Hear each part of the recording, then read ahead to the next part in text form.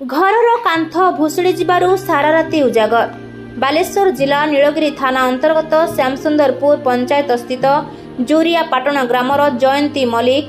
स्वामी सीतानाथ मल्लिकों घरबाड़ी में वर्षा पानी निष्कासन हो पारुनथिबारु रास्तार ड्रेनेज सुविधा नथिबा जोगु एहिपरि परिस्थिति भोगिबाक पड़ुछि एवं घरर कांथ भुशुड़ी जिबा द्वारा सारा राति उजागर रहिछन्ति बोली परिवार पक्षरु कहिछि। सबु आम बाड़ी नीचा हला सबु सड़क पानी सबु आइला आम द्वार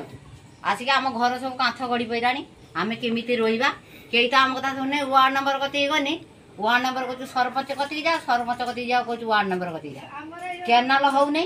कि पानी आसु नै ना पानी मुटे समुता आम बाडर पानी ठिया के पक्का कांथ के माटी कांथ के सब गड़ी बेला आमे छुआ पेला कि केमिति रोइबा घर करी एपुटे इंदिरा आवास तो देले नै किछि तो देले नै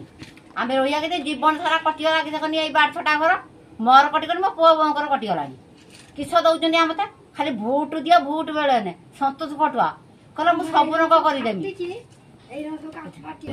एवं ग्राम रे अधिकांश लोकंकु प्रधानमंत्री आवास योजना रो वंचित रहितबा जोगो सेमानकर घर माटी झाटी कुड़िया होइथिबारु घर बाड़ी रे पानी निष्कासन पई ड्रेनेज व्यवस्था नथिबा जोगु सामान्य लघुचाप जनित वर्षा रे घरु भितरु बाणी बाहरुछि